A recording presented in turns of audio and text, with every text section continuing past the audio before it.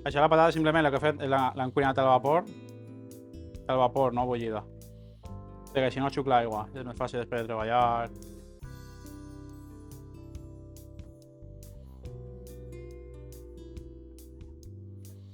I això el que tenim és la col.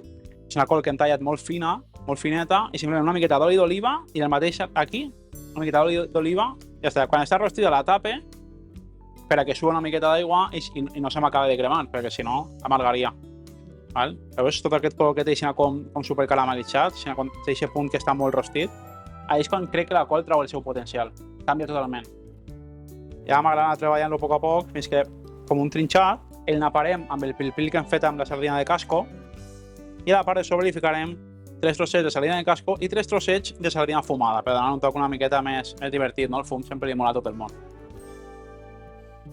Ara fem aquí una infusió de lo que seria la sardina de casco amb aquest pil-pil que hem fet amb sardina i amb una miqueta de lluç, simplement el suc que colem, està infusionat amb la sardina, portat una miqueta...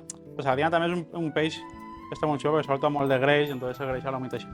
Això és la sardina de bota, simplement l'hem rentat una mica, l'hem llevat les escates, tot el tema de les espines, val? I res més. I aquí, pues per acompanyar, és una sardina fumada, clàssica. Llavors treballem dos tipus de sardina, la sardina de casco de tota la vida i una miqueta la sardina fumada donant un toc una miqueta més actual, no? Al plat tan clàssic d'aquí del territori.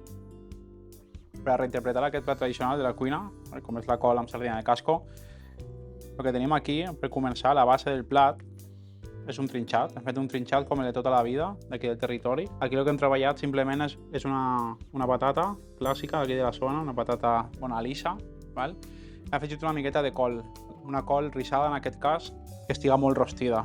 Una miqueta de sal i res més. Hem ficat a la part de baix, que és el que seria la base del nostre plat.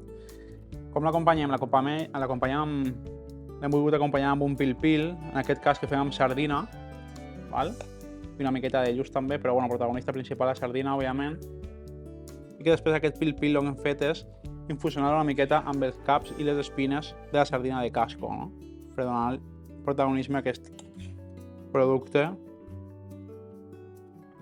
tan tradicional i que li doni aquesta potència del salaó tradicional de tota la vida.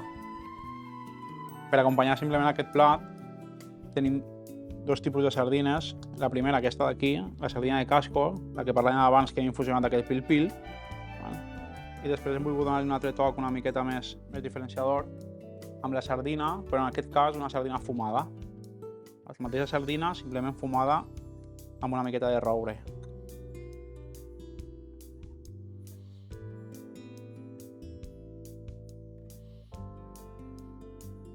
Per últim, una miqueta d'oli d'oliva d'arbequina d'aquí del territori.